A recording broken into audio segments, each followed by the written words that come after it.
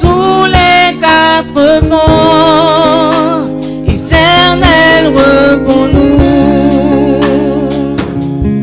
Oui, je sais qu'il existe un grand Dieu qui n'abandonne pas ses enfants qu'il adore en tout lieu. C'est pourquoi Jésus, ton peuple se voit éplore de tous les quatre vents, éternel repos-nous. Oui, je sais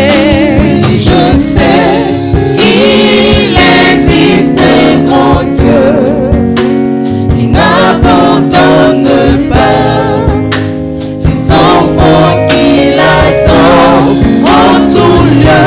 C'est pourquoi Jésus, ton peuple tu vois tes plans, tous les quatre vents, éternel repos-nous.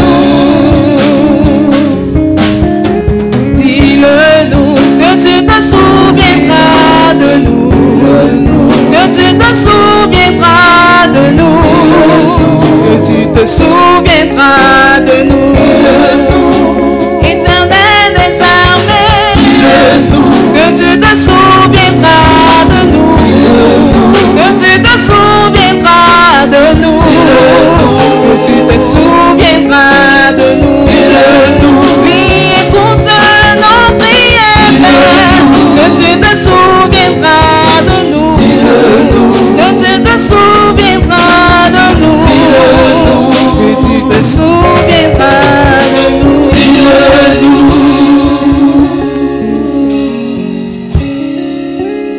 Alléluia. Que le Seigneur nous bénisse. Et je voudrais vous entretenir sur un sujet qui est assez vaste. Mais on ne pourra pas vraiment le terminer aujourd'hui. Et pour cela, je vais prendre seulement qu'un seul petit morceau, une seule petite partie.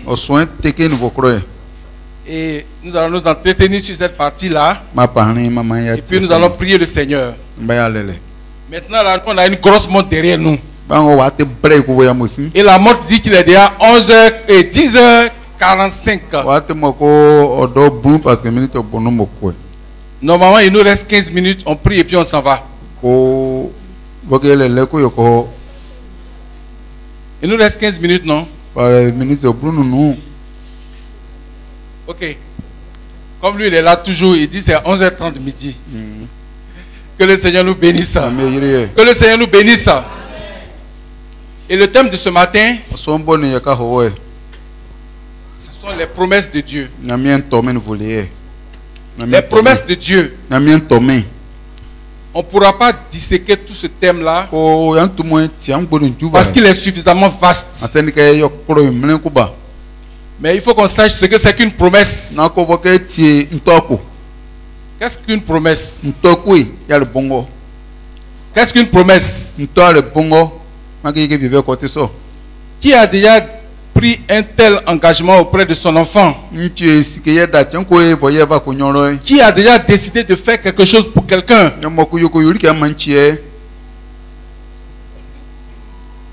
Celui qui a déjà pris un tel engagement, qui lève la main tout simplement. Ceux qui ont déjà pris des engagements comme ça pour dire je vais faire quelque chose pour toi. Est-ce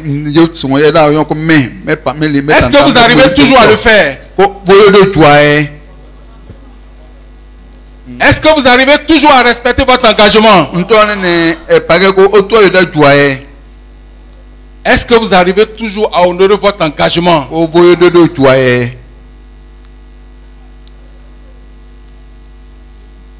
Donc on prend promesse et on prend engagement et puis on ne fait pas. Même devant les enfants, on prend engagement, on ne fait pas.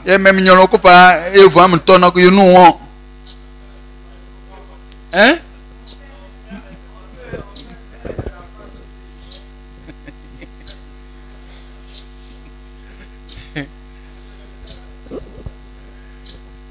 J'étais dans une entreprise. Tu avais voulu augmenter vraiment ses gains auprès des planteurs. Donc il voulait prendre toutes les graines de tous les planteurs. Donc ils ont dit aux planteurs, venez prendre engrais chez nous. Venez prendre les pépinières chez nous. Et puis quand ça va produire, vous allez nous donner votre graine. Ils ont applaudi même. Chacun est venu avec son camion. Ils ont ramassé les engrais, ils ont vidé le magasin. Les pépinières même, ils ont tout ramassé. Parmi là, son rendez-vous, c'est pas loin. 3 ans. 3 ans après, ils ont tous fui pour aller livrer ailleurs. Parce que s'ils viennent livrer là, on va couper ce qu'on a, on a promis à lever. Et donc, comme ils ne sont pas prêts à honorer cet engagement, ils ont tous fui pour aller livrer ailleurs. Et donc, l'entreprise était obligée de les appeler encore pour dire tout ce que je vous ai donné là. Prenez ça cadeau. Considérez que je ne vous ai jamais donné d'engrais.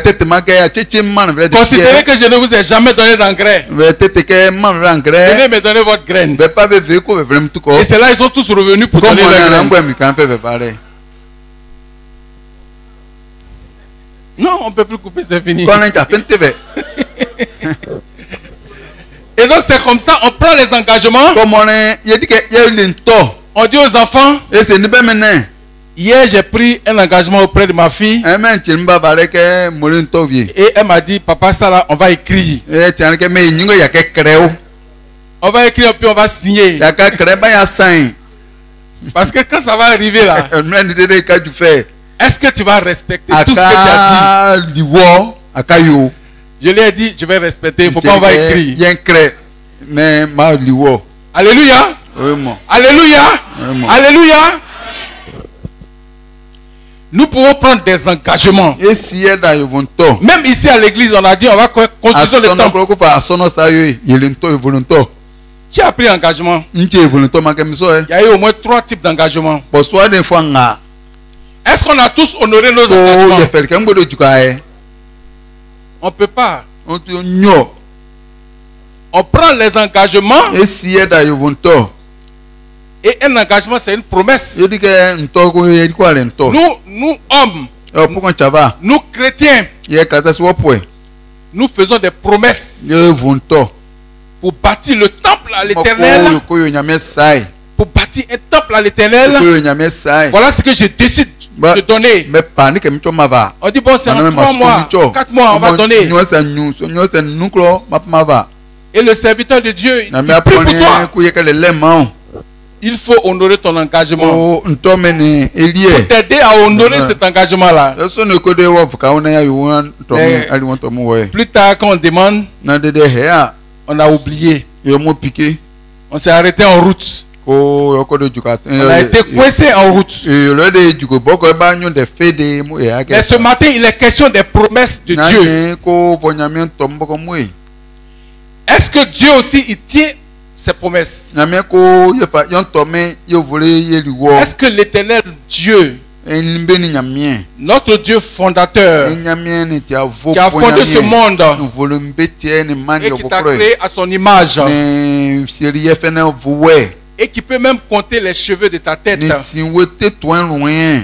et qui sait tout, est-ce qu'il respecte ses engagements? Quand Dieu prend un engagement,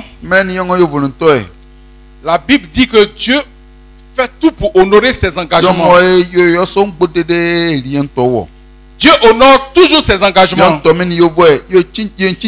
comme nous n'honorons pas nos engagements, il y a des moments où nous doutons et nous pensons que Dieu ne va pas honorer ses engagements. Et même quand on prie pour toi et on dit bon, Dieu a dit dans sa parole que celui qui va imposer les mains aux malades seront guéris. Et normalement, si on impose la main, il doit être guéri. Mais comme toi-même tu ne respectes pas tes engagements, tu penses que Dieu ne respecte pas ses engagements aussi. Et puis tu ne crois pas. Tu ne crois pas. Et tu doutes. Et puis tu continues à souffrir. Quand les gens viennent rendre témoignage, tu veux te ressaisir. Mais tu ne peux pas. Tu ne peux pas. Tu ne peux pas.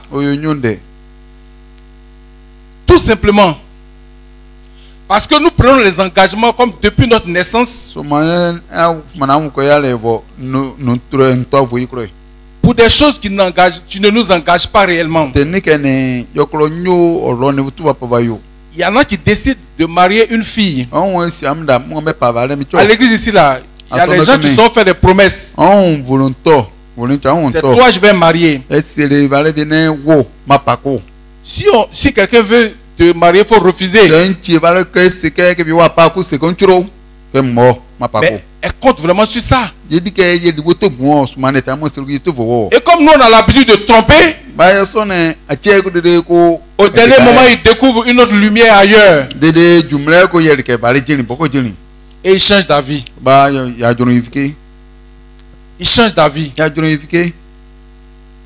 Alléluia. Alléluia. Est-ce que le Dieu que nous adorons, il respecte ses engagements? Est-ce que notre Dieu honore ses engagements?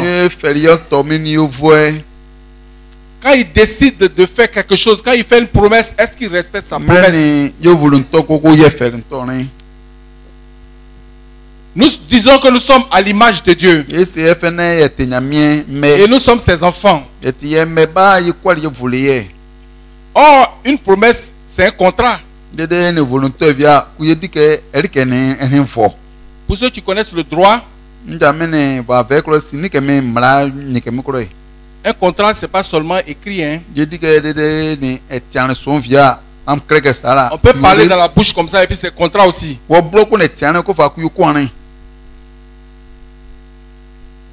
Et donc, Seigneur Dieu, il y en a qui font la prière simple, il faut me donner travail. Si tu me donnes travail, je vais te donner mon premier salaire. Mais quand on doit le payer là, c'est trop difficile. Il regarde le salaire, il regarde le mois qui est long. Et puis, comme ça se passait entre lui et Dieu, il peut doubler Dieu comme d'habitude. Il va tromper Dieu comme d'habitude. Mais si tu l'as trompé quand tu étais petit, à l'église encore, tu as grandi. Tu prends des engagements que tu n'honores pas. Comment veux-tu que Dieu honore ses engagements vis-à-vis de toi?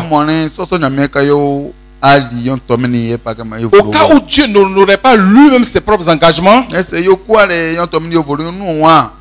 alors certainement il sera dans l'obligation d'honorer ses engagements vis-à-vis de toi. Alléluia. Dieu a fait des promesses. Quand nous prenons la Bible de la Genèse jusqu'à l'Apocalypse,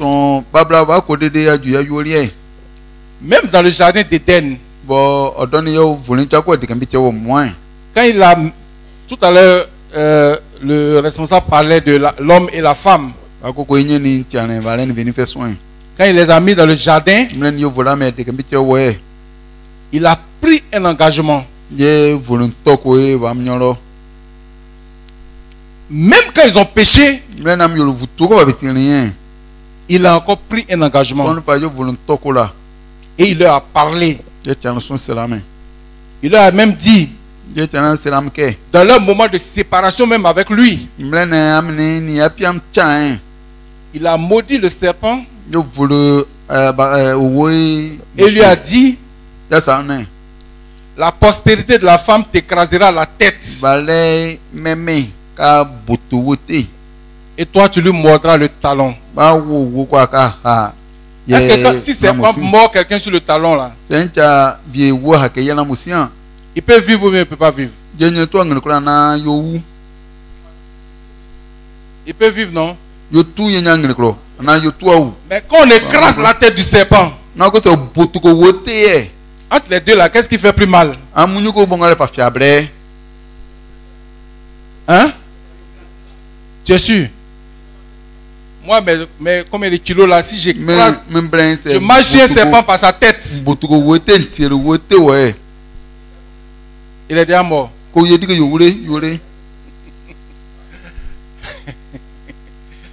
Ok. Donc voilà une sentence que Dieu a faite. Si on veut déchiffrer cette parole-là, le temps est vraiment court pour terminer ça. Mais il a simplement dit que la postérité de la femme t'écrasera la tête. Et toi, tu lui mordras le talon. Et c'est un engagement que Dieu a fait. C'est une promesse que Dieu a faite. Et il fait sur sa promesse. Et sa promesse est encore valable aujourd'hui. Le serpent peut prendre toutes les formes. Il peut devenir vipère. La Bible dit que la postérité de la femme lui écrasera la tête. Ça veut dire qu'il donne une suprématie à la postérité de la femme. Et cela reste toujours valable.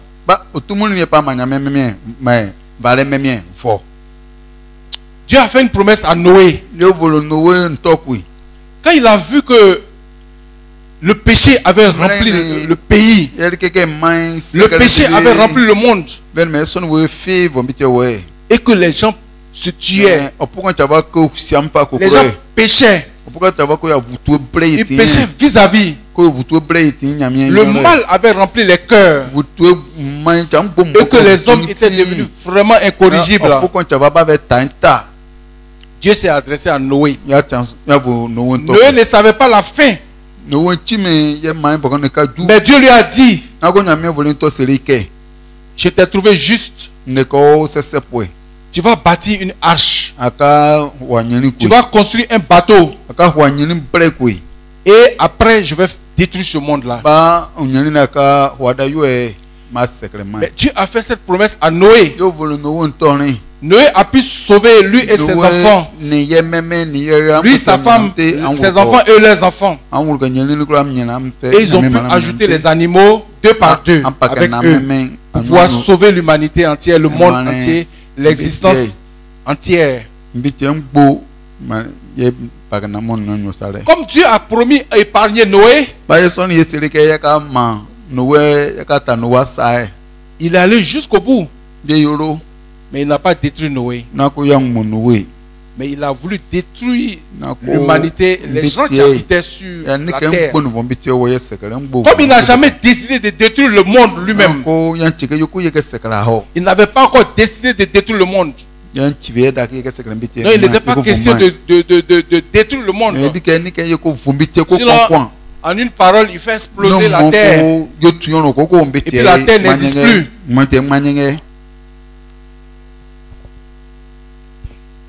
Dieu a fait des promesses à David. Vous avez vu, il était tout petit berger.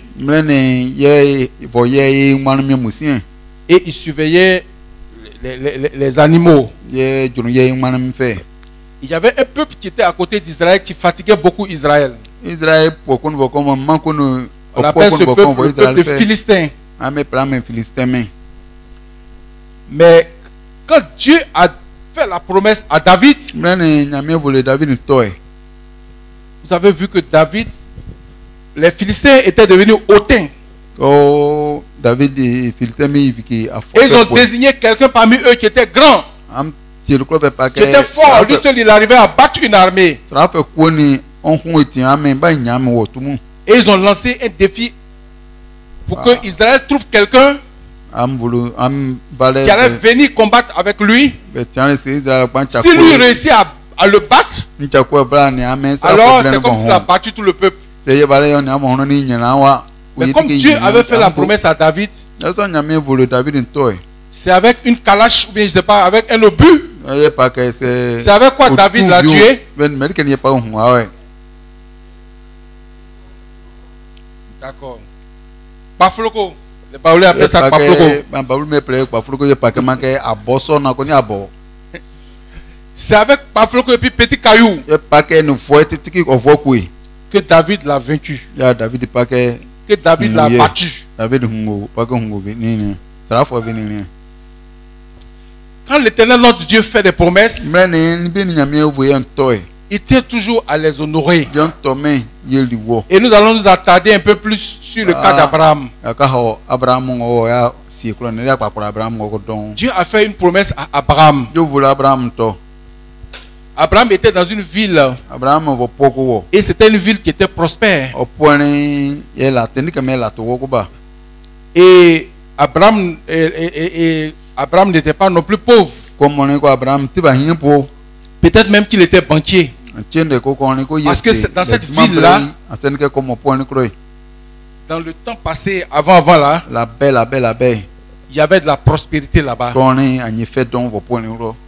Et Dieu l'a choisi comme ça dans cette ville-là. Et il a décidé de l'envoyer en mission. Il a décidé de le déplacer pour aller dans un désert. Et Abraham a quitté tout ce qu'il avait pour aller souffrir. Pour aller dans le désert, pour aller à Canaan. Le lieu que lui a promis de donner à ses enfants. Quand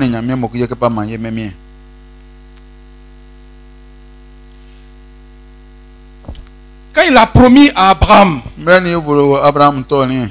qu'il allait avoir une postérité semblable aux étoiles. Pour ceux qui savent compter, je ne sais pas si on peut compter les étoiles. Et il a promis ça à Abraham. Que Abraham allait avoir une postérité. C'était difficile à croire aussi. Mais Abraham a essayé de suivre. Il a essayé de le suivre. Nous allons lire Genèse 12. Verset 1. Pour voir un peu. Genèse 12, verset 1.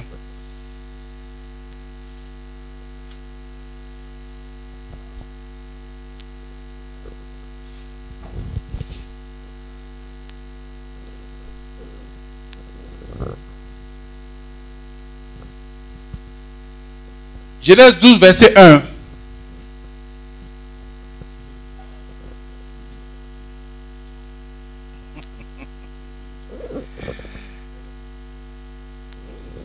L'Éternel dit à Abraham, va-t'en de ton pays, de ta patrie, de la maison de ton père, dans le pays que je te montrerai.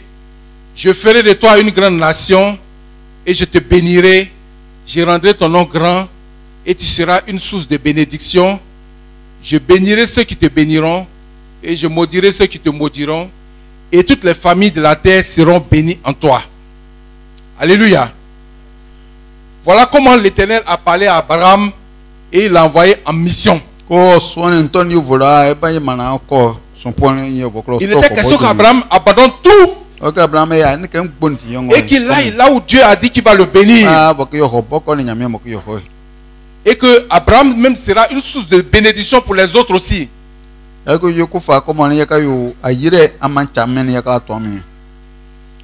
Et Abraham est parti. Et là où il est parti, il y avait la famine.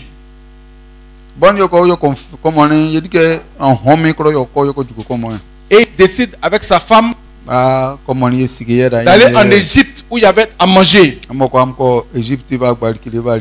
Comme sa femme était belle de figure, c'était une belle femme. Il a dit à sa femme, si on arrive là-bas, il faut dire que tu es ma soeur.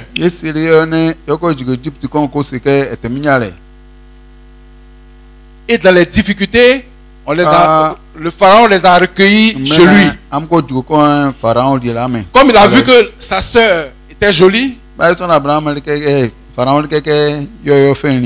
il a arraché femme d'Abraham. Mais Dieu avait prévu que Abraham sera prospère. Est-ce que c'est dans la souffrance là qu'il allait être prospère? Quelque temps après, Abraham avait commencé, en tout cas il avait reçu beaucoup de cadeaux. Son beau, le pharaon, était tellement content de sa femme. Et il voulait la courtiser. Il lui a donné beaucoup de cadeaux comme ça. Et puis, la malédiction a commencé à frapper l'Égypte. Le pharaon lui-même. Et il a consulté et il s'est rendu compte que ce qu'il avait fait n'était pas bon. Et il demande à Abraham, pourquoi tu ne m'as pas dit que c'est ta femme? Pourquoi tu ne m'as pas dit que c'est ta femme? Il dit, je ne pouvais pas dire que c'est ma femme. Comme tu étais intéressé, si il dit que c'est ma femme, tu vas me tuer pour la prendre. C'est pour ça que je t'ai dit que c'est ma soeur. Et Pharaon les a chassés. Il les a fait partir de chez lui, de l'Égypte, avec tous leurs biens. Tout ce qu'on leur avait donné comme cadeau. Donc quand Abraham sortait de l'Égypte, il avait déjà un grand troupeau. Il avait beaucoup d'animaux. Il avait beaucoup de richesses avec lui. C'est dans la même promesse d'Abraham, faite à Abraham là, que son petit frère Lot, qui a choisi le lieu qui était joli. Ils étaient ensemble. Hein? Et Abraham lui a dit, de toute façon, nous tous, on est devenus riches là. On a beaucoup d'animaux. Nos bergers ne s'entendent pas. Ils font par là tous les jours là. Il faut qu'on se sépare. Toi, il faut aller. Tu vas où? Il dit, moi, j'ai choisi où il y a la forêt là-bas. Donc, lui, il est parti où il y a la forêt là-bas. Et Abraham est parti de l'autre côté.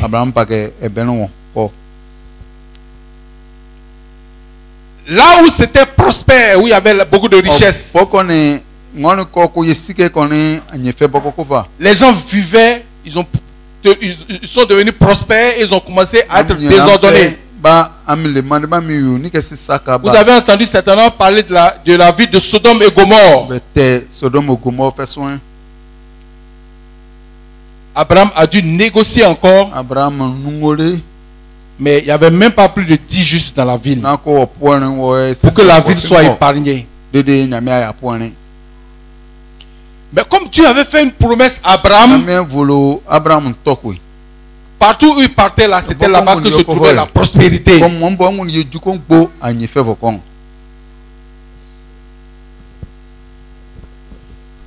Il a dit que Abraham sera béni. Et il y a plusieurs personnes qui seront bénies par lui. Et il a dit premièrement que la postérité d'Abraham allait remplir la terre. Ils allaient être plus nombreux que les étoiles. Mais il a respecté ses engagements jusqu'au bout.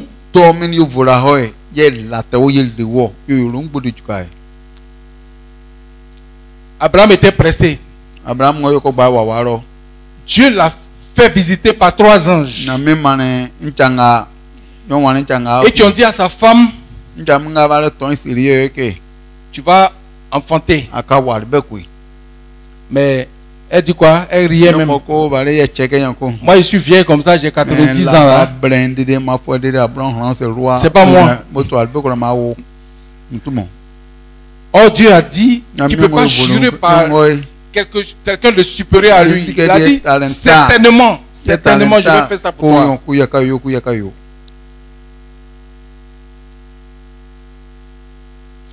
Mais comme l'homme n'est pas patient,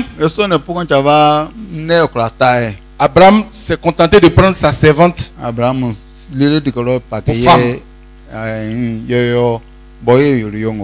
Alors que ce n'est pas ce que Dieu avait prévu pour lui. Jusqu'à ce qu'il comprenne. Jusqu'à ce que Dieu fasse une descendance pour Abraham à travers sa femme, Sarah, qui est tombée enceinte.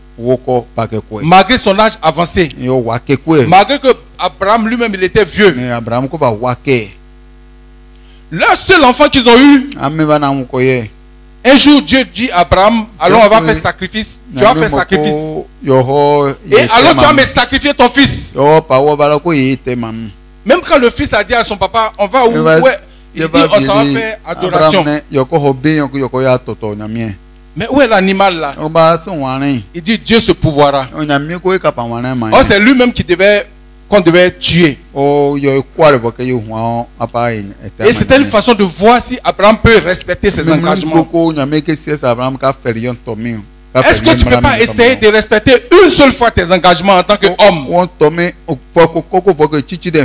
Mais ils ont voulu essayer Abraham. Ils ont voulu essayer Abraham. Et Abraham est allé jusqu'au bout. Il a fait l'autel. Et il était la main, il voulait tuer son fils pour le sacrifier à l'Éternel comme l'Éternel l'avait demandé. Et la Bible dit que l'ange de l'Éternel lui a dit non. Mais regarde derrière toi, dans le buisson là, et il regarde, il voit, il y a un animal qui est là. Et il a pris l'animal qu'il a sacrifié à l'Éternel. Quand Dieu fait une promesse, Dieu tient sa promesse et il va jusqu'au bout de sa promesse. La Bible dit que Abraham a été vainqueur de ses ennemis dans ses déplacements. Il n'avait pas une grande armée. Mais il faisait fuir les nations devant lui.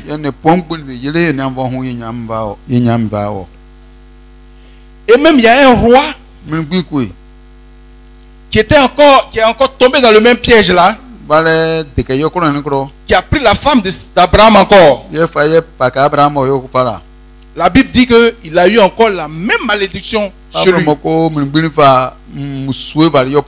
Parce que Dieu avait promis être toujours avec Abraham. Même dans les périodes les plus difficiles pour Abraham, Dieu ne l'a pas lâché.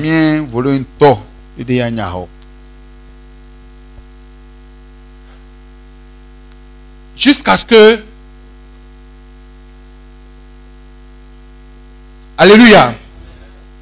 Dieu a changé son nom. Au début, il s'appelait Abraham. Et il a dit, tu vas t'appeler désormais Abraham.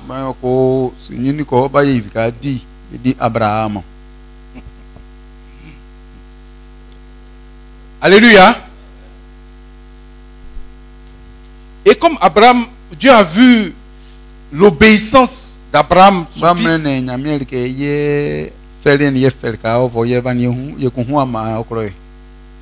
Et Dieu a vu sa détermination. La Bible dit que la main de l'Éternel ne s'est pas éloignée de lui jusqu'à ce que il voit ses enfants et que jusqu'à ce qu'il meure, la main de l'Éternel était toujours sur lui. Nous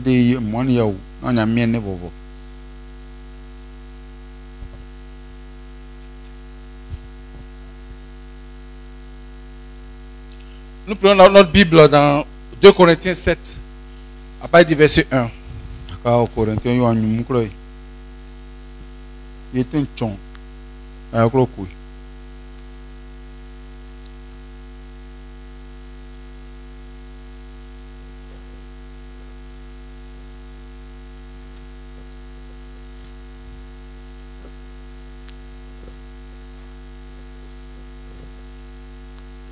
Quelqu'un a trouvé?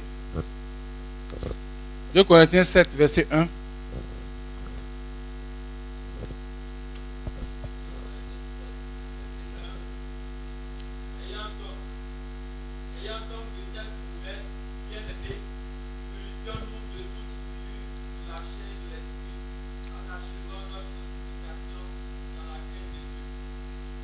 Amen. Quand je lis dans Hébreux 6, à partir du verset 11, nous désirons que chacun de vous montre le même zèle. En parlant d'Abraham plus haut, en parlant de ceux à qui Dieu a fait la promesse et qu'il a honoré, nous désirons que chacun de vous montre le même zèle pour conserver jusqu'à la fin une pleine espérance. En sorte que vous ne vous relâchiez point et que vous imitiez ceux qui, par la foi et la persévérance, héritent des promesses. Lorsque Dieu fit la promesse à Abraham, ne pouvant jurer par un plus grand que lui, il jura par lui-même. Et il dit: certainement je te bénirai et je multiplierai ta postérité. Et c'est ainsi qu'Abraham, ayant persévéré, obtint l'effet de la promesse. Et quand je continue le verset 16, or, les hommes jurent par celui qui est plus grand qu'eux. Et le serment est une garantie qui met fin à tous les différends. C'est pourquoi Dieu, voulant montrer avec plus d'évidence aux héritiers de la promesse l'immuabilité de sa solution, intervient par un serment. Je vous ai dit que la promesse, c'est un engagement. C'est un contrat.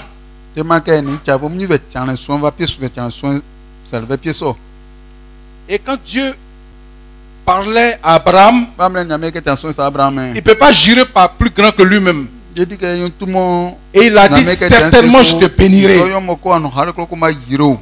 Fais confiance à moi. Il n'y a pas de problème. Je te suivrai et je t'observerai et je veillerai à ce que mon engagement vis-à-vis de toi se respecte. Et Dieu a surveillé son engagement. Et la Bible dit que Dieu a veillé sur Abraham jusqu'à la fin de ses jours. Maintenant, nous les hommes qui savons tromper, est-ce que nous on peut tromper nos frères humains et puis tromper aussi Dieu et puis faire un serment à l'Éternel et puis on va le tromper? Alléluia. Nous avons en face de nous un Dieu qui respecte ses engagements. Et nous prions et nous disons: Seigneur, tu as dit que tu vas faire ça. Et nous croyons qu'il va le faire vraiment. Parce que lui, il respecte ses engagements. Et nous-mêmes, nos propres engagements que nous ne respectons pas. Qu'est-ce que nous voulons que Dieu en fasse?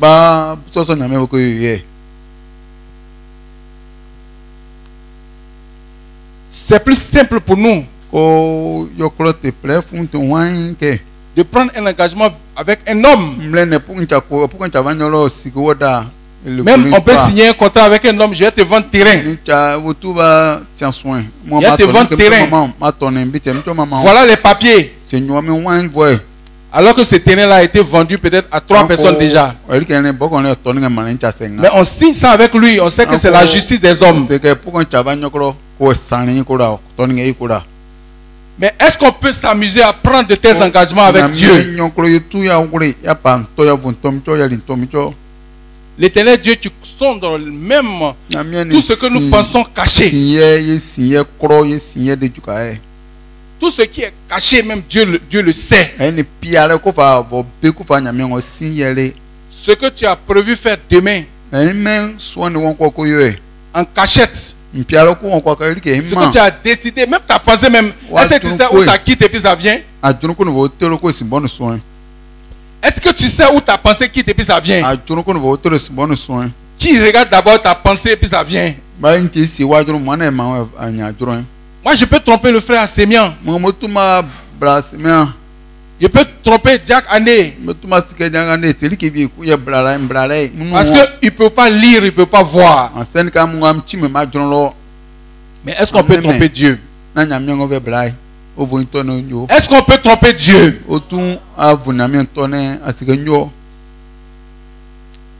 Est-ce que c'est vrai qu'on ne peut pas tromper Dieu?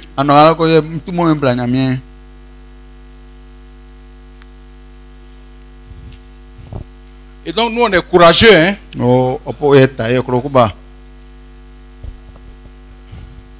Ah, voilà un enseignant qui me donne un mot encore plus précis même. Il dit nous on est audacieux. On est courageux jusqu'à même on est.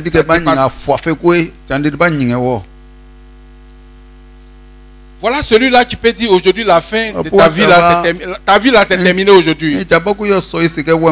Et puis il n'y a même pas quelqu'un qui va lui demander des comptes.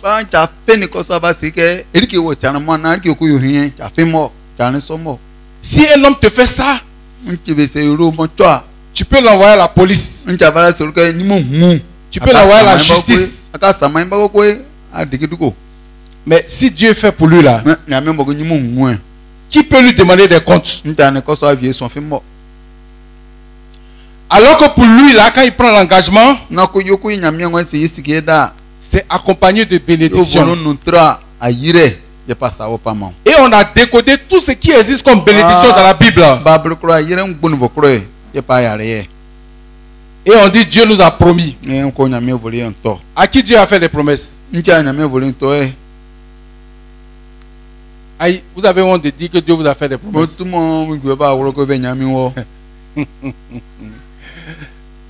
Dieu m'a fait des promesses aussi.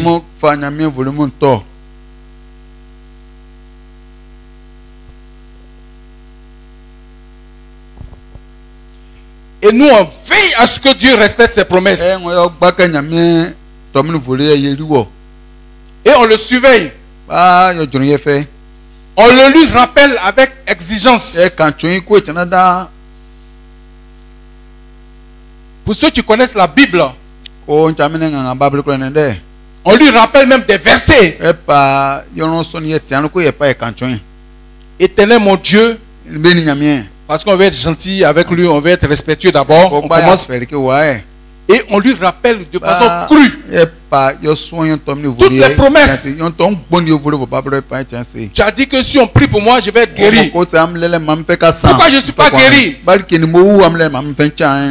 Tu as dit que je serai la tête et non la queue. Donc je suis la tête et non la queue. C'est vrai ou faux? Ça c'est une promesse que tu obliges Dieu à respecter. Mais quel est l'effort que tu fais pour respecter tes engagements? Qui n'a jamais promis à Dieu de se sanctifier? Qui a déjà fait la promesse à Dieu de se sanctifier?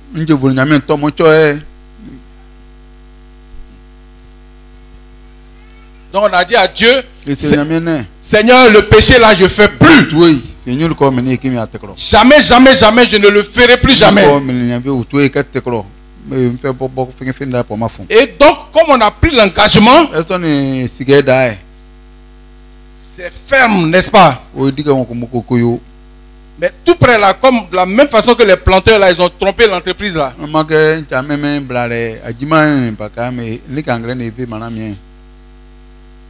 Tout près là même. On considère que notre promesse qu'on a fait à Dieu là, c'est amusement. Quand tu dis à Dieu, je vais te donner mon premier salaire, et que tu ne le fais pas, à ton tour, tu penses que c'est amusement. Et quand tu n'es pas résolu dans tes décisions, comment veux-tu que Dieu honore ses promesses vis-à-vis de toi?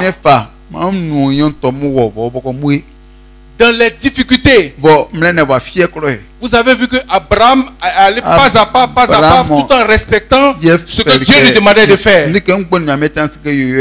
Mais pourquoi à notre tour, on se contente de tromper Dieu et d'obliger Dieu à respecter lui-même ses propres engagements? Lui n'est qu'à respecter pour lui. Nous, on ne va pas respecter pour nous.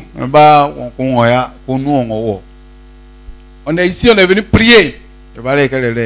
Quand tu vas sortir là-bas, tout de suite la même. La première occasion qui va se présenter à toi, tu vas oublier que tu as promis à Dieu de rester fidèle à lui. Et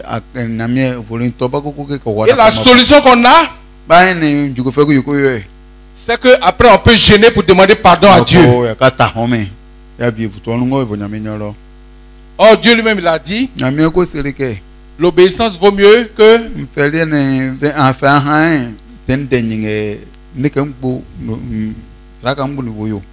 l'obéissance vaut mieux que les sacrifices.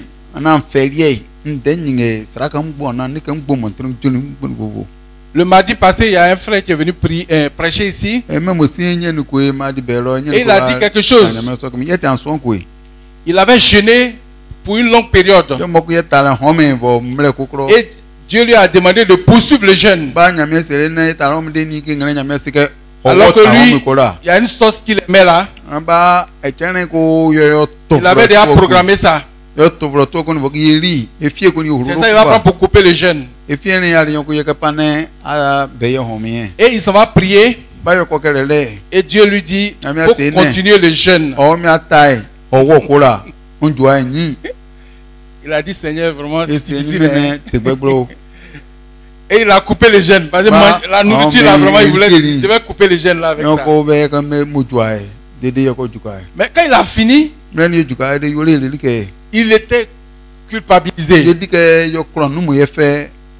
Il a dit, bon, il va se rattraper. Et il a décrété un jeûne encore plus long. Mais il dit, jeûne long qu'il a décidé là, le même soir, et 3 jours après, c'est coupé encore. Il a remis quelques semaines encore. Il a dit, bon, cette fois-ci, je vais faire. Quand il a commencé, c'est le même jour là, il a arrêté. Comme tu veux manger djunglé, c'est quoi? Il a dit djunglé. Comme c'est sauce djunglé, tu veux manger là, tu vas manger. Il dit, la faim qu'il a pris là, il fallait manger pour être libéré. Tout simplement parce qu'il n'a pas voulu prolonger le jeûne. S'il avait accepté de continuer peut-être un jour ou bien 2 jours, ce serait fini. Mais pour sortir de ça là, il a passé une longue période. Et il avait même l'impression de ne pas être entendu par Dieu quand il prie. Alléluia. Ça, c'est les choses de Bethesda, je raconte là. Hein. Bethesda, soin, et donc, avec Dieu, nous devons apprendre à faire des promesses, mais surtout à respecter nos engagements. Combien de promesses tu n'as pas faites à Dieu? Et combien de fois tu ne les as pas honorées? Alors que Dieu nous a montré tout le long que toutes les promesses qu'il fait, il veille et il n'abandonne même pas une seule promesse. Et donc nous sommes irrésolus et nous ne gardons pas nos promesses. Comment toi qui es blagué, bon, je vais dire le vrai mot, toi qui es un trompeur, toi qui es un blagueur de Dieu, comment tu peux exiger quelque chose à Dieu alors qu'à ton tour tu le blagues? À ton tour tu le trompes. Mais tu veux que tout ce que lui dit là, ça n'a qu'à s'appliquer dans ta vie. Et donc nous allons examiner notre vie. Nous allons examiner nos cœurs. Nous allons examiner nos pratiques.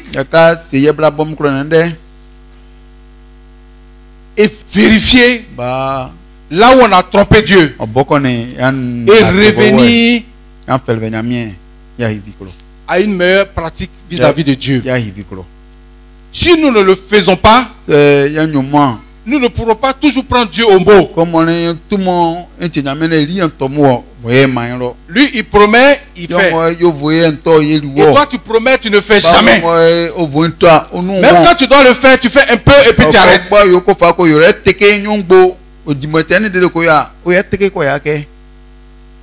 Alléluia. Alléluia. Aujourd'hui, il est question de notre vie, de notre engagement avec Dieu. Tu vas examiner ta vie et tu vas voir combien de fois tu as failli vis-à-vis de tes engagements, vis-à-vis de Dieu. Combien de contrats tu as fait avec Dieu et que tu n'as pas respecté. Combien de contrats tu as fait avec Dieu que tu n'as pas pu respecter. Combien de promesses tu as fait. Combien d'engagements tu as fait. Et le plus gros engagement même, c'est notre sanctification. Combien de fois on a dit à Dieu que nous voulons marcher dans la sanctification, alors que la parole le dit. Sans la sanctification, nul ne le verra. Et quand tu tournes le dos, rapidement tu oublies que tu as pris un engagement et tu te détournes de Dieu pour faire ta propre volonté. Nous allons nous lever et nous allons examiner notre vie. Et nous allons nous rapprocher de ce Dieu-là qui a toujours été fidèle à ses engagements. Il a toujours respecté ses promesses. Quand il a fait la promesse à Abraham, il a respecté. Quand il a fait la promesse à David, il a respecté. Quand il a parlé à Noé, il a respecté. Même dans le jardin d'Éden, il a respecté ses engagements. Il a fait des promesses à David. Il les a honorées. Il n'a pas failli un seul instant. Jusqu'à ce qu'il fasse venir son fils. Son fils unique, Jésus-Christ. Et aujourd'hui, nous avons accès auprès de lui. Et nous avons la vie éternelle. Seulement ce qu'il nous demande, c'est que nous respections nos engagements. Et que nous recherchions la sanctification, sans laquelle nul ne le verrait. Nous prions le Seigneur par rapport à la parole que nous avons entendue.